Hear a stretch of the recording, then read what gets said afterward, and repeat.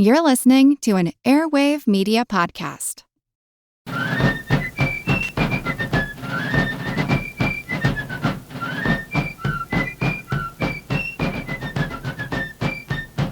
Hello, and thank you for joining the American Revolution. Today, episode 25, Tensions Simmer.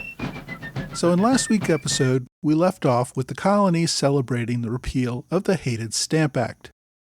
Now, I left today's title rather vague because I'm going to cover a variety of different topics that took place in the year or so after the Stamp Act repeal. They show how the situation remains tense between the colonies and England, and how the two sides are seeing their interests as different from one another. The first one I want to take a look at is the Declaratory Act, which, as you recall, was passed along with the Stamp Act repeal. This put the colonists on notice that Parliament did not accept colonial arguments over its taxing authority. Colonists argued over the possible threat that the Declaratory Act implied. Parliament had taken the language of the Declaratory Act from a 1719 Act that applied to Ireland. In the intervening years, Parliament had not attempted to levy taxes against Ireland. Indeed, it would not do so until 1801, when an Act of Union made Ireland part of Britain and gave the Irish representation in Parliament. Based on the Irish precedent, many colonists decided it meant Parliament would not try to levy another direct tax. But the Declaratory Act would remain a festering sore between the colonies and England, and it was one of only many indications that the colonists were moving farther from the ideological mainstream in England. A good example of this growing divide is a letter sent from London merchants to the colonists in February 1765. This was right about the time the Stamp Act repeal debates were coming to an end and repeal was making its way through Parliament. The London merchants who authored the letter had been fighting for the Stamp Act repeal so that trade would return to normal. They announced the successful repeal, but warned colonists that any further attempts to challenge parliamentary authority might force another unpleasant confrontation. They advised responding to the repeal with duty, submission, and gratitude. They sent the public letter to New York merchants, but as was common, newspapers all across the colonies republished it. And if you want to see the original letter or the responses I'm going to be talking about in a moment, I advise you to visit my companion website, amrevpodcast.blogspot.com. So after this letter spread throughout the colonies, Virginian George Mason famously responded to this letter with a public letter of his own. He attacked the tone of the merchant's letter, saying it conveyed the typical English attitude that the colonists were misbehaving children who needed better manners. He scoffed at the idea that colonists should be grateful for having to fight for their basic rights as free men. He went on to point out that Parliament repealed the law not because they wanted to be nice to the colonies, but because it was in their direct financial interest. The law killed profitable trade between England and the colonies. Mason sent the letter to be published in London newspapers, and it made clear that the colonists were in no mood for quiet compromise or conciliation. Around this same time, an unexpected event in Virginia only made things worse for colonial economies. A scandal resulted in a cash crunch which only created further divisions. Now, I already discussed the Wheelwright affair back in episode 21. That was when a wealthy merchant named Elias Wheelwright fled Boston, owing hundreds of thousands of pounds to people all over New England. Now, this one man created a sudden and massive cash crunch in New England in 1765. Now, a year later, a new crisis was causing a similar effect in Virginia. One of the most powerful men in Virginia, John Robinson, who was Speaker of the House of Burgesses, Secretary of the Province, and Colonial Treasurer, died in May 1766. I've neglected to mention him so far, but he was a controlling figure in the colony, often more so than the colonial governors who came and went. Like most powerful men, he had powerful political enemies. Two members of the House of Burgesses were among his most vocal adversaries. Richard Henry Lee had luckily been rejected for Stamp Act Commissioner of Virginia. This allowed him to become a colonial leader in opposition to the act. Patrick Henry, who along with Lee successfully opposed Robinson's 1764 attempt to create a government-financed slush fund from which planters could borrow on favorable terms. Both men distrusted Robinson's control of colonial finances, but did not mount a direct challenge while he lived. On Robinson's death, though, Lee and Henry both demanded an audit of his accounts as colonial treasurer. They suspected that he had commingled government and private funds. The audit proved them right. Robinson had embezzled hundreds of thousands of pounds from the government. Remember all that paper money that Virginia had issued over the previous decade to pay for the French and Indian War? Now remember, that money was repaid in taxes. It was supposed to be taken out of circulation and destroyed. Apparently, Robinson thought it a shame to burn all that cash and decided instead to take it home. He used most of it as a private slush fund to provide personal loans to some of the wealthiest, prominent, and politically connected families in the colony, and he had lent money totaling over £130,000 sterling. These loans had helped wealthy planters get through the difficult years and had offset the harmful effects of the Currency Act of 1764 that I discussed back in episode 20. Now, however, Robinson's estate had to pay that money back to the colony, which meant the planters had to repay their loans to the estate.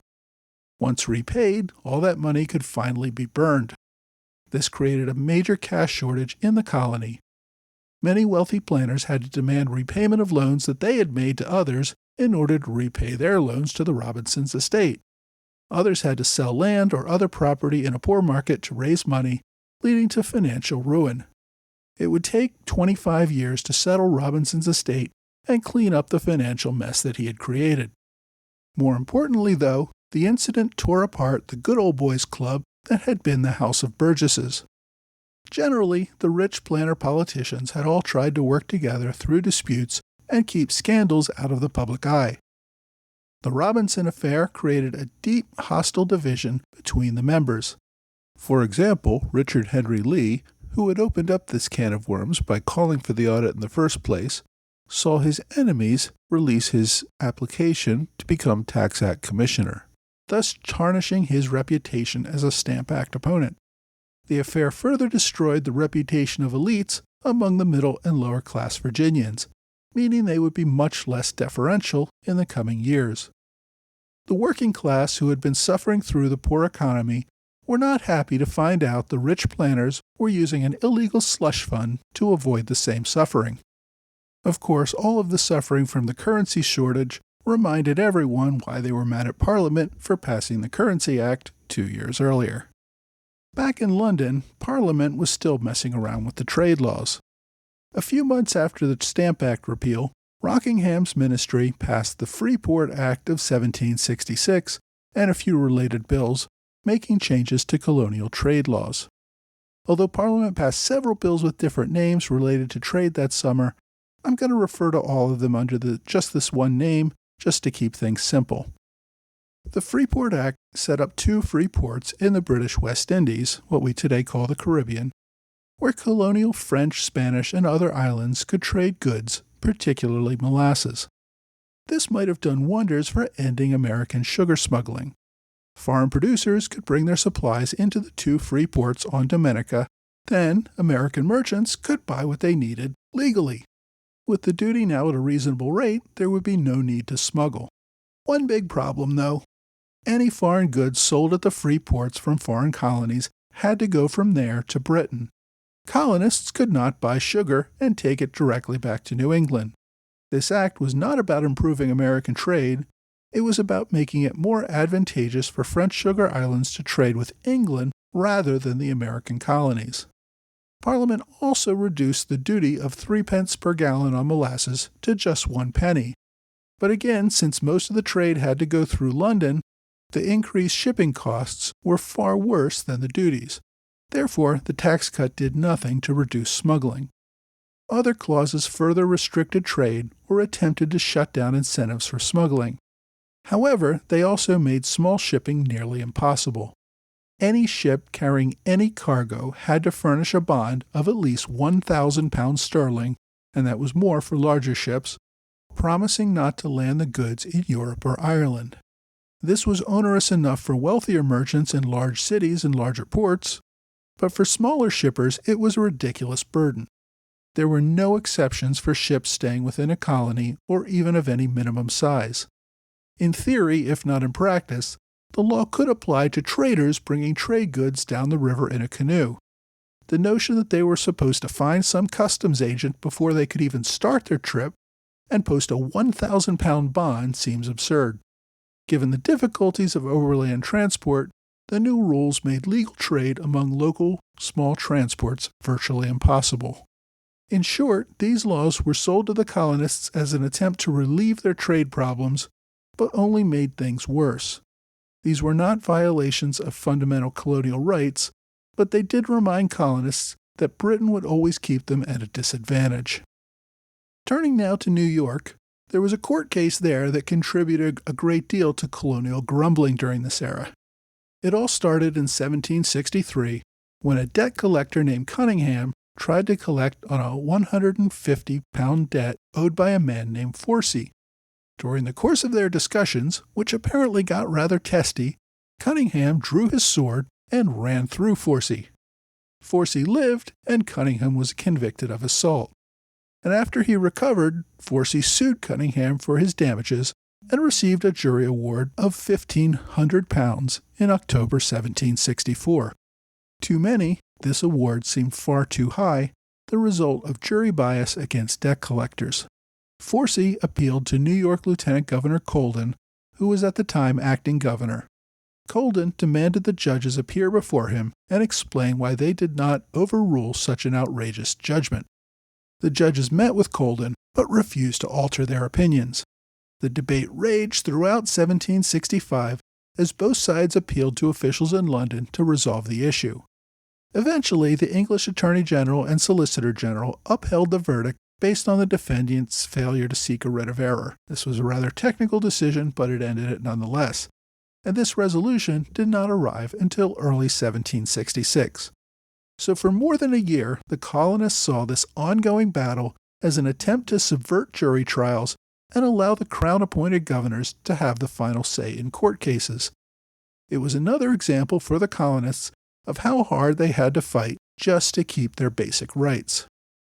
Now, moving up to Boston now, I want to talk about another relatively minor incident that is interesting because it is an example of similar incidences happening regularly and why officials got so frustrated in their attempts to enforce new customs laws.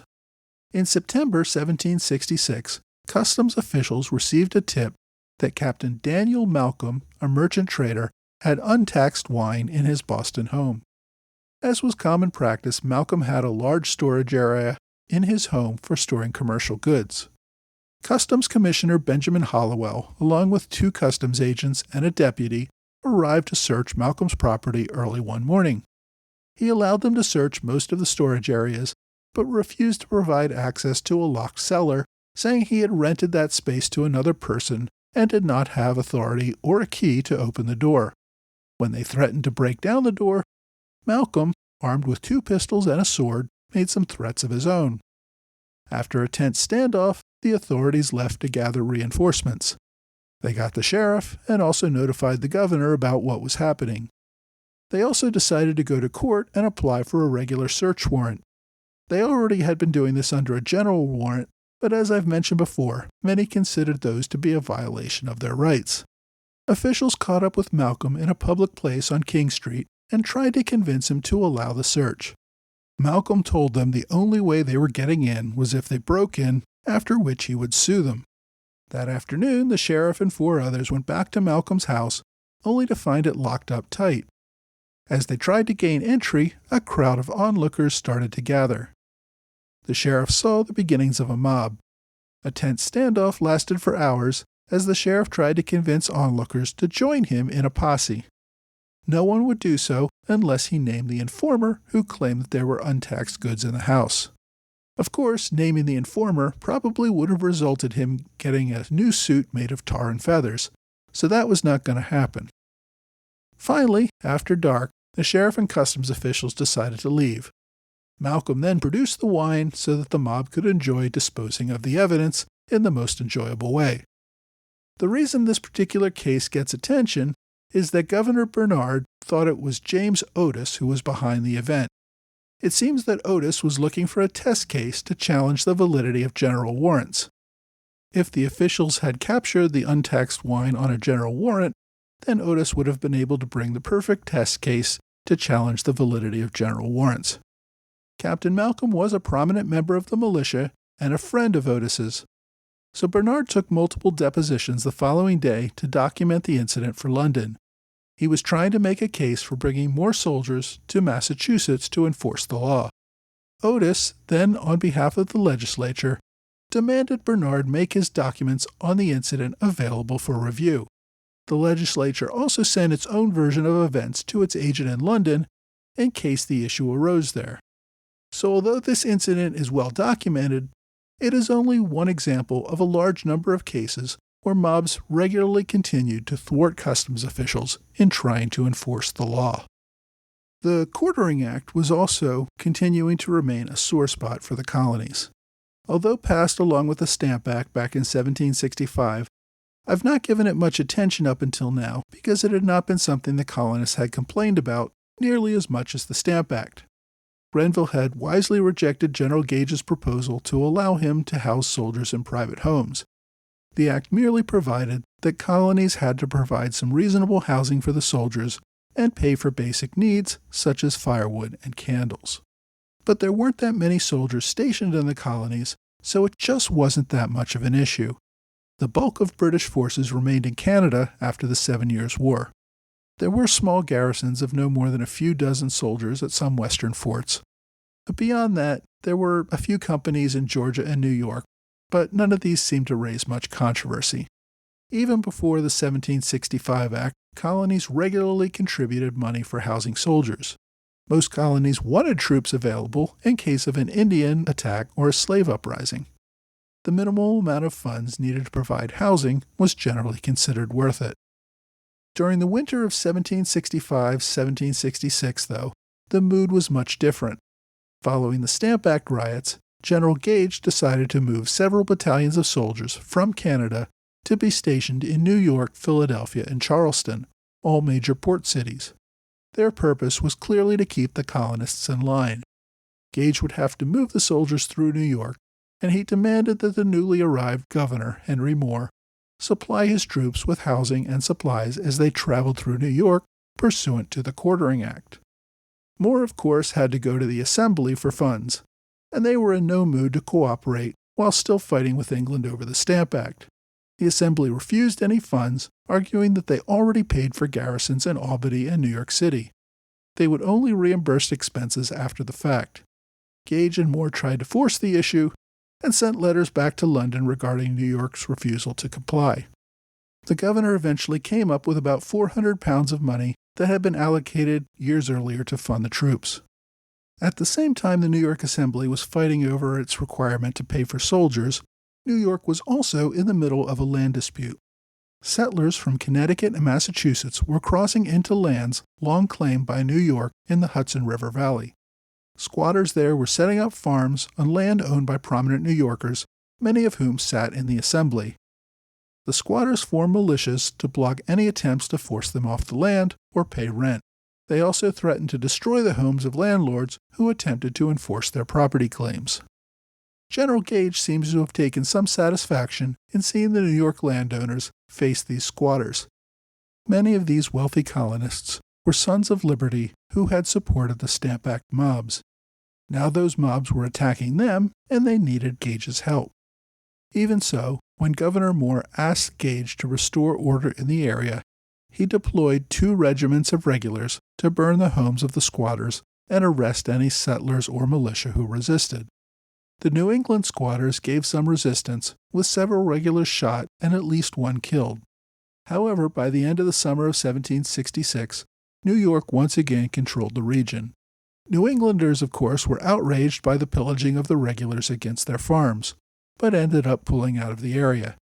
Their account of Gage's actions reached London first, resulting in Gage receiving a reprimand for involving the army in intercolonial land disputes. But at least he had shown New Yorkers the value of an army to keep order and protect property rights. In the midst of all this, the Assembly obliged Gage by authorizing a barracks bill in June 1766. it directed £3,000 sterling for the troops. However, the money came from funds already allocated in earlier years and did not cover all expenses. Moore debated vetoing the bills since it really only limited use of money that he already had the discretion to spend as he wished. But in the end, Gage urged him to sign it, figuring that some funds were better than continued fighting. Both Gage and Moore wrote back to London about the New Yorkers' refusal to obey the requirements of the Quartering Act. Gage had particular reason to be outraged. He just used his army to protect New York property rights in an action that got him in trouble with his superiors, and the ungrateful New Yorkers would not even pay the reasonable housing expenses for the soldiers protecting them. Finally, in December 1766, the Assembly needed to allocate additional funds. They simply refused to do so. So the year ended with New York simply refusing to obey the terms of the Quartering Act. Next week, Parliament pokes the colonies in the eye once again with passage of the Townshend Acts.